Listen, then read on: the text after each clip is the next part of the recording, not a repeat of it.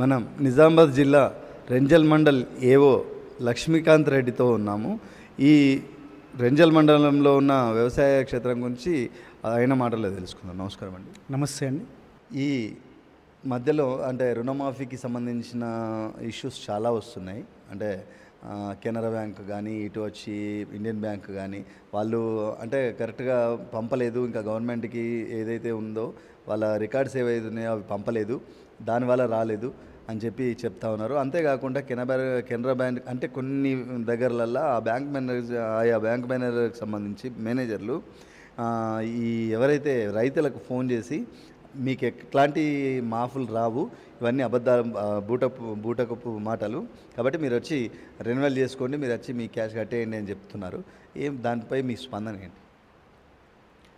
రెంజల్ మండలంలో నేటి వరకు 3 విడతలలో 4012 మంది రైతులకు 24,23 లక్షల రూపాయలని రాష్ట్ర ప్రభుత్వం ఇవ్వడం జరిగింది.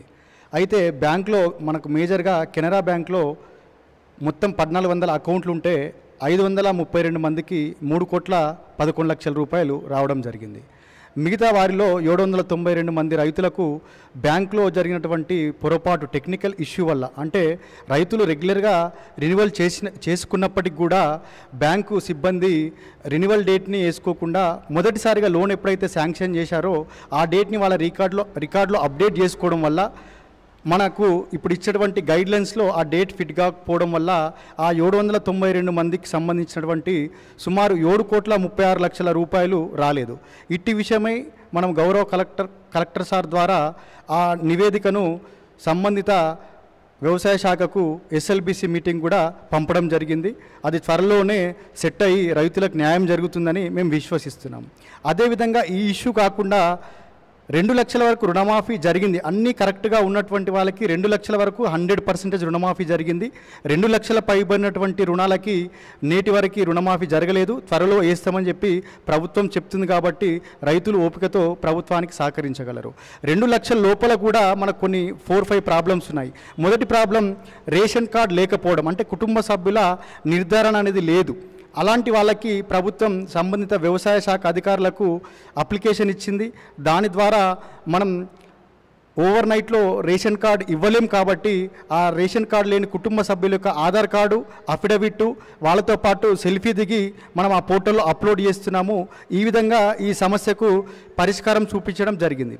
అదేవిధంగా రెండో సమస్య ఏంటంటే ఆధార్లోని పేరు, రుణ ఖాతాలోని పేరు వేరుగా ఉంది. అంటే మనకు బ్యాంకర్స్ కానీ సొసైటీస్ కానీ వాళ్ళు డాటా అప్లోడ్ చేసుకునేటప్పుడు పేరులో మిస్ మ్యాచ్ అనేది ఉంది. ఒక్క అక్షరం తేడా ఉన్నా కూడా అది అంటే సైట్ పరిగణలోకి తీసుకోలేదు కాబట్టి ఈ సరి చేసేటువంటి వెసులుబాటు బ్యాంక్ అధికారులకు కల్పించడం జరిగింది. మూడో ఇష్యూ పట్టా పాస్బుక్ లేదు. అంటే రైతులు రుణాలు తీసుకునే నాటికి వాళ్ళకి పట్టా పాస్బుక్ ఉంది, బట్ ఈరోజు రుణమాఫీ చేసే టైంకి వాళ్ళకి పట్టా పాస్బుక్ లేదు. దీని అర్థం ఏంటంటే ఈరోజు రుణమాఫీ చేసే టైంకి ఆయన భూమి అమ్ముకొనన్నా ఉండాలి, లేదా రైతు చనిపోయి ఉండాలి, లేదంటే ఆ అట్టి భూమిపై కేసు అన్నా, అంటే సంబంధిత కోర్టులలో కేసులన్నా ఉండాలి, లేదా ఆ భూమి ప్రభుత్వ పరంగా ఏదో రకంగా వర్గీకరణ కిందికి వచ్చి ఉండాలి. అంటే ఈ 4 రకాలుగా ఉన్న భూమికి పట్టా పాస్బుక్ లేదని చెప్పి మన సిస్టంలో చూపిస్తుంది. అది సంబంధిత ధరణి నుంచి మనం డాటా అనేది తీసుకుంటాం. 4వ విషయం, అసలు కంటే వడ్డీ ఎక్కువ ఉందని కొంతమంది రైతులకు చూపిస్తుంది. దాన్ని కూడా త్వరలోనే మేము పరిష్కరిస్తాం. ఇప్పటివరకు రెంజల్ మండలంలో ఎంతమందికి రుణమాఫీ జరిగింది, ఎన్ని కోట్ల రుణమాఫీ జరిగింది? నేటి వరకు అంటే 3 విడతలుగా రుణమాఫీ 15వ తారీఖు ఆగస్టు 15, 2024 నాటికి మనం 3వ విడత డబ్బులు వేయడం జరిగింది. ఆగస్టు 15 నాటికి 4,012 మంది రైతులకి 24,23 లక్షల రూపాయలని రాష్ట్ర ప్రభుత్వం ద్వారా రైతుల రుణ ఖాతాలో జమ చేయడం జరిగింది నేరుగా. ఈ పిఏసిఎస్ నుంచి కూడా కొన్ని ఇష్యూస్ వస్తున్నాయని చెప్పి తెలిసింది. ఏంటి ఆ ఇష్యూస్? పిఎస్ఎస్లో ముఖ్యంగా ఏంటంటే కొంతమంది లోన్ తీసుకోకపోయినప్పటికి కూడా, అంటే పట్టేదారు నోటీస్లో లేకుండా మాకు లోన్స్ ఇవ్వడం జరిగిందని చెప్పి కొంతమంది రైతులు మా దృష్టికి తీసుకురావడం జరిగింది.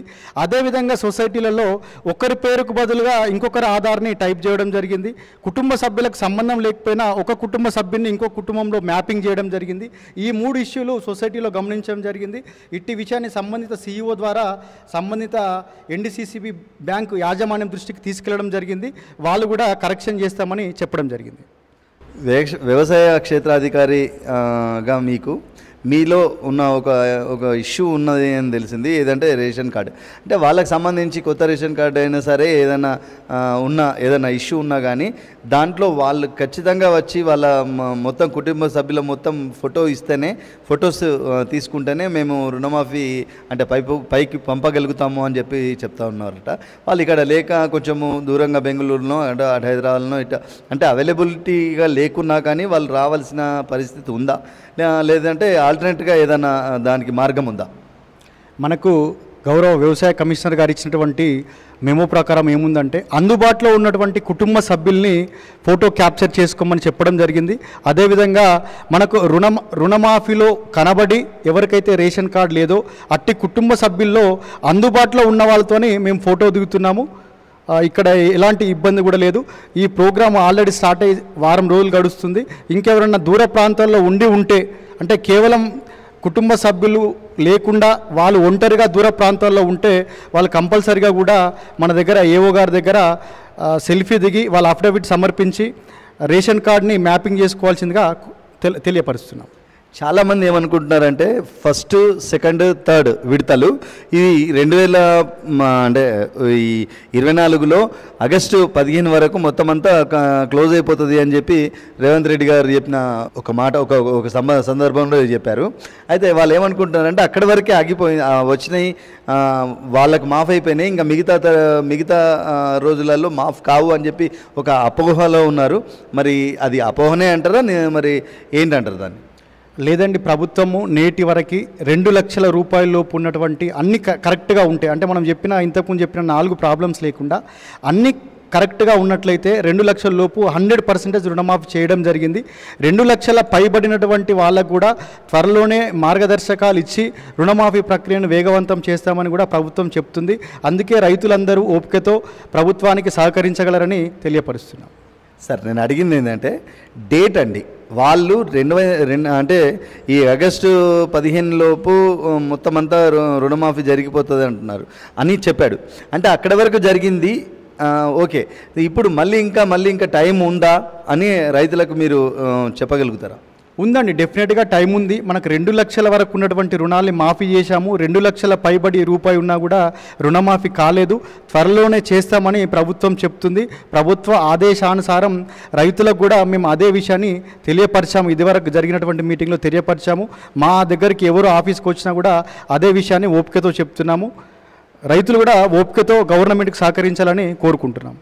పంట పొలాలకు సంబంధించి ఈ మొగి కానీ, వైరస్ కానీ, అగ్గి తెగులు కానీ, ఈ పాము ముడతలు కానీ ఇట్లాంటి రోగాలు చాలా వస్తున్నాయి, చాలా ఇదవుతున్నాయి.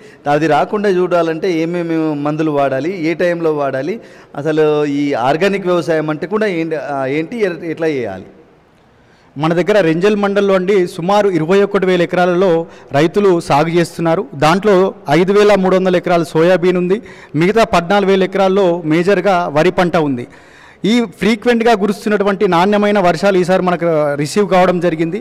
ఈ వర్షాలు వచ్చిన తర్వాత మనకు పురుగుల యొక్క చీడపీడల బెడద ఎక్కువ లేదు. కాకపోతే మనం ఫీల్డ్లో అబ్జర్వ్ చేసింది ఏంటంటే డిసీజెస్ అంటే రోగాలు బాగా విపరీతంగా కూడా మనకు బ్యాక్టీరియా, ఎండాకు తెగులు ఒకటి మనకు ఫీల్డ్లో గమనించడం జరుగుతుంది. దీని యొక్క నివారణకి మనము శాస్త్రవేత్తలు అంటే వ్యవసాయ విశ్వవిద్యాలయం సూచించిన మేరకు ప్లాంటామైసిన్ అనే మందును ఒకటి రికమెండ్ చేస్తున్నాము. అదేవిధంగా అదామా కంపెనీకి సంబంధించినటువంటి కాపర్ పెంటాహైడ్రేట్ అనేటువంటి కెమికల్ని కూడా రికమెండ్ చేయడం జరుగుతుంది. అదేవిధంగా నటివో అనేటువంటి కెమికల్ని రికమెండ్ చేస్తున్నాము. యూనివర్సిటీ వాళ్ళకి మనం సంప్రదింపులు జరుపుతూ ఎప్పటికప్పుడు మనకు తెలిసినటువంటి విషయాల్ని తెలియజేస్తూ, తెలియని విషయాల్ని యూనివర్సిటీ శాస్త్రవేత్తల ద్వారా తెలుసుకుంటూ రైతులకు అందుబాటులో ఉన్నటువంటి నూతన కెమికల్స్ గురించి ఎప్పటికప్పుడు తెలియపరుస్తున్నాము. ఈసారి మనకు వరిలో ఉధృతంగా బ్యాక్టీరియా, ఎండాకు తెగులు ఉంది. ఈ తెగులు యొక్క నివారణకు మనకు యూనివర్సిటీ సూచించిన విధంగా టెబుకోనజోల్ ప్లస్ ట్రైఫ్లాక్సిస్ట్రోబిన్ కాంబినేషను మరియు ప్లాంటామైసిన్ కాంబినేషన్లో కెమికల్ని రికమెండ్ చేస్తున్నాం.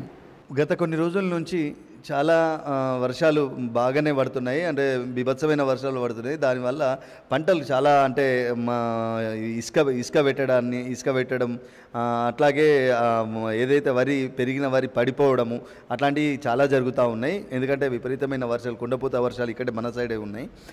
అందులో నష్టపోయిన రైతుకి ఏదైనా అంటే ఇన్సూరెన్స్ అట్లాంటివి అప్లై చేసుకోవడానికి వాళ్ళు చేయాల్సిన పని ఏంటి? ఇన్సూరెన్స్ ఏదైనా వాళ్ళకు వర్తిస్తుందా? మనకి సెప్టెంబర్ మొదటి వారంలో కురిసినటువంటి వర్షాలు, అదేవిధంగా పైన ఉన్నటువంటి ప్రాజెక్టుల యొక్క గేట్లను ఎత్తడం వల్ల మనకు త్రివేణి సంగమం ఉన్నటువంటి కందకుర్తి వద్ద వరద ఉధృతి విపరీతంగా పెరిగి వంతెన లెవెల్కి నీరు రావడం జరిగింది. మనకు కందకుర్తి వద్ద 3 నదుల సంగమం ఉంటుంది. ఒకటి గోదావరి, ఒకటి మంజీరా, ఒకటి హరిద్ర. ఈ 3 నదులు పైనుంచి ఉన్నటువంటి ఇన్ఫ్లో వల్ల నీటి మట్టం విపరీతంగా పెరిగి 4వ తారీఖు వంతెన యొక్క లెవెల్ని తాకడం జరిగింది. ఎక్కడైతే ఈ పరివాహక ప్రాంతం ఉందో మనం సుమారు 900 ఎకరాలలో సోయాబీన్ పంట నష్టపోయినట్టుగా ఇవ్వడం జరిగింది. అదే రోజు గౌరవ శాసనసభ్యులు 4వ తారీఖు కందకుర్తిని విజిట్ చేసి సంబంధిత ఇరిగేషన్ శాఖ అధికారులకు స్పష్టంగా మరియు గట్టిగా చెప్పడం వల్ల 12 గంటల్లోనే నీటి యొక్క మట్టం సాధారణ స్థితికి రావడం జరిగింది. ప్రస్తుతం అయితే రెంజల్ మండలంలో పంట నష్టం అనేటువంటిది లేదు. మనకి ఇక్కడ మేజర్గా ఏంటంటే వర్షాల వల్ల పంట నష్టం ఒకటి ఉంటుంది, లేదు పైన ఉన్నటువంటి పరివాహక ప్రాంతంలో ఉన్నటువంటి ప్రాజెక్టుల యొక్క గేట్ లేదు ఎత్తడం వల్ల పైనున్న నీరు కిందికి రావడం వల్ల కూడా పంట నష్టం ఉంటుంది. సో ఇక్కడ మనకు జరిగింది ఏంటంటే పైన ఉన్నటువంటి విష్ణుపూర్ గేట్లు కానీ లేకపోతే పైన ఉన్నటువంటి నిజాం సాగర్ గేట్లు ఎత్తడం వల్ల మనకు వరద ఉధృతి 4వ తారీఖు పెరగడం జరిగింది. ఆ ఉధృతి 5వ తారీఖు ఉదయం కల్లా సాధారణ స్థితికి రావడం జరిగింది. ప్రస్తుతం అయితే సోయాబీన్ పంట నష్టం అని చెప్పి మనం ప్రాథమిక నివేదికలు ఇచ్చినప్పటికీ కూడా రైతులు ఫ్యూచర్లో ఉన్నటువంటి కొనుగోలు కేంద్రాలని దృష్టిలో పెట్టుకొని ఎవరు కూడా మనకి ఇప్పటివరకు అప్లికేషన్లు అయితే పంట నష్టపోయినట్టుగా ఇవ్వలేదు. ఒకవేళ ఇచ్చినట్లయితే కేంద్ర ప్రభుత్వ గైడ్లైన్స్ ప్రకారం తప్పకుండా వాళ్ళకి పరిగణించి సహాయం చేస్తామని తెలియపరుస్తున్నాము.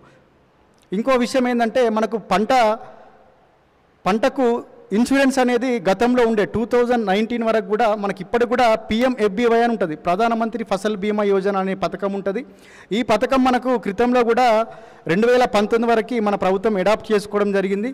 ప్రస్తుతం ఆ పథకం అమల్లో లేదు, ఈసారి తీసుకొస్తామని చెప్పి గౌరవ మంత్రివర్యులు ముఖ్యమంత్రి గారు కూడా చెప్పడం జరిగింది. వస్తే డెఫినెట్గా ఆ పథకంలో రైతులను చేర్చి వాళ్ళకు లబ్ధి చేకూర్చే విధంగా చేస్తామని తెలియపరుస్తున్నాం. ఇప్పుడు ఏదైతే ఏవోగా మీరు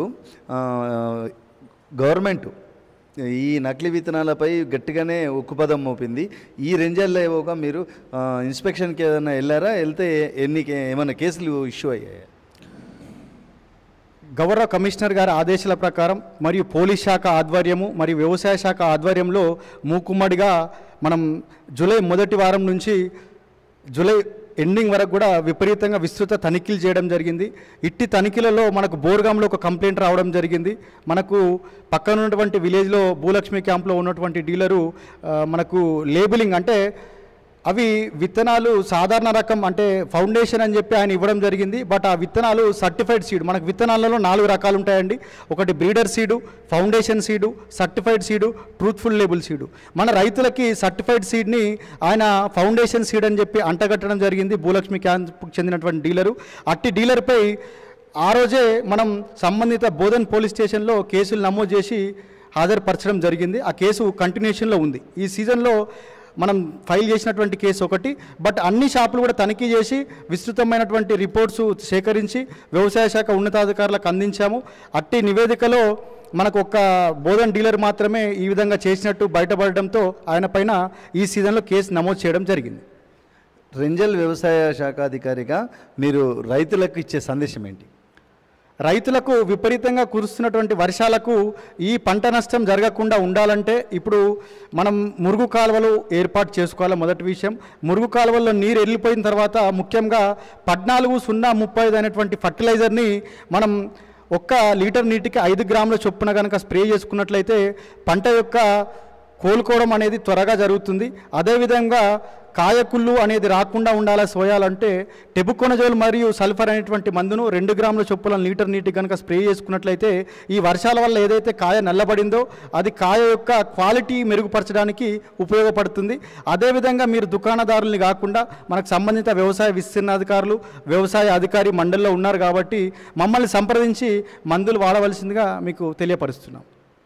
చూసాం కదా, రెంజల్ వ్యవసాయ అధికారి ఏం చెప్తా ఉన్నారు, లక్ష్మీకాంత్ రెడ్డి గారు ఏం చెప్తా ఉన్నారు అని అంటే, ఎవరినైతే ఈ ఫర్టిలైజర్ అంటే ఈ దళారులు అమ్ముతున్న ఏదైతే మందులు అవి ఉంటాయో అవి మీరు డైరెక్ట్గా తీసుకోకుండా ఈ వ్యవసాయ అధికారి దగ్గరికి రాండి. ఏవో ఒకటే చెప్తున్నారు, మా దగ్గరికి రాండి, మమ్మల్ని సంప్రదించండి, ఏ మందు ఏ టైంలో ఏ మందు వేస్తే కరెక్ట్గా ఉంటుందని మమ్మల్ని సంప్రదించి అక్కడి నుంచి తీసుకొని మీరు మాకు చూపించి మరి దాన్ని స్ప్రే చేసుకుంటే మీ ఏదైతే దిగుబడి అనేది ఎక్కువ వస్తుందని చెప్తా ఉన్నాడు. చూస్తూనే ఉండండి చట్టం టీవీ.